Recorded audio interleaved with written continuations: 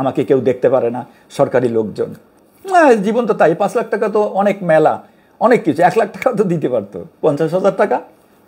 20 সালেই পত্রিকায় এসছে যে এই প্যাড, বিয়ারিং প্যাডগুলো বুয়েট কর্তৃক নিম্নমানের প্রমাণিত হয়েছিল, এবং এইটা নিয়ে মন্ত্রণালয়, মানে সড়ক পরিবহন ও যোগাযোগ মন্ত্রণালয় মিটিংও করেছিল এই নিম্নমানের প্যাড নিয়ে, এবং মেট্রো রেল কর্তৃপক্ষের কাছে জানতে চেয়েছিল এই নিম্নমানের প্যাডগুলো কি করা হচ্ছে বা এই সম্পর্কে ব্যবস্থা গ্রহণ কি।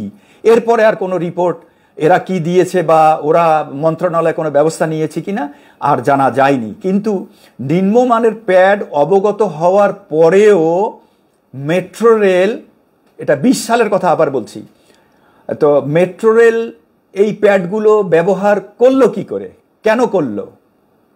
নিম্নমানের জানার পরে পানিশেবল অফেন্স।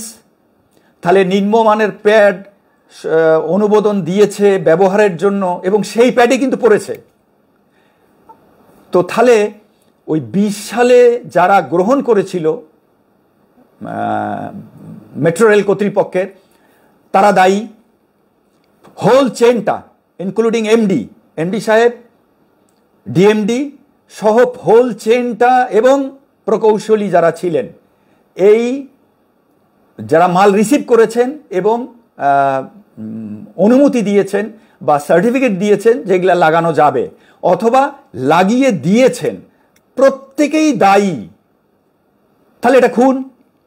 আচ্ছা, বর্তমান মেট্রো রেল কর্তৃপক্ষ এই সময়টার জন্য দায়ী যে গত বছর পড়ার পরে ব্যবস্থা নেয়নি, জনগণকে জানায়নি, এগুলো রিপ্লেস করেনি। সেম প্যাড আজকে আবার ওই এলাকাতেই পড়ে ওই হতভাগা মৃত্যুবরণ করলেন নির্মমভাবে। তাহলে মন্ত্রণালয় দায়ী, কারণ তারা পরে ফলো আপ করেনি, সেজন্য দায়ী। মেট্রো রেল দায়ী, সেই নিম্নমানের মালগুলো লাগিয়েছে। আর বর্তমান যে মেট্রো রেল কর্তৃপক্ষ আছে, তারা গত বছরের পরে এগুলোকে রিপ্লেস করেনি, ব্যবস্থাও নেয়নি, জনগণকেও জানায়নি। তাহলে তারাও দায়ী। তাহলে এই হত্যার বিচারটা কি হবে? এবং ওই ভদ্রলোক মাত্র 5 লাখ টাকা, জীবন তো তাই, 5 লাখ টাকা তো অনেক মেলা, অনেক কিছু। 1 লাখ টাকা তো দিতে পারতো, 50,000 টাকা। এই হলো আমাদের হতভাগা দেশের হতভাগা কাহিনী। এবং সরকারি, আমি যেটা বলি সবসময়, আমাকে কেউ দেখতে পারে না, সরকারি লোকজন। আমি দায়ী করি সরকারি লোকজনদেরকে।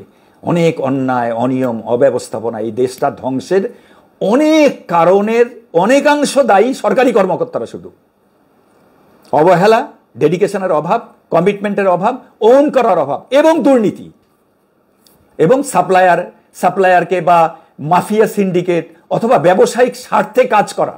প্রত্যেকটা কারণ আপনি বের করবেন, দেখবেন যে ব্যবসায়িক স্বার্থে সরকারি কর্মকর্তারা কাজ করছে, এবং সেই জন্যই দুর্ভোগ নেমে এসছে জনজীবনে।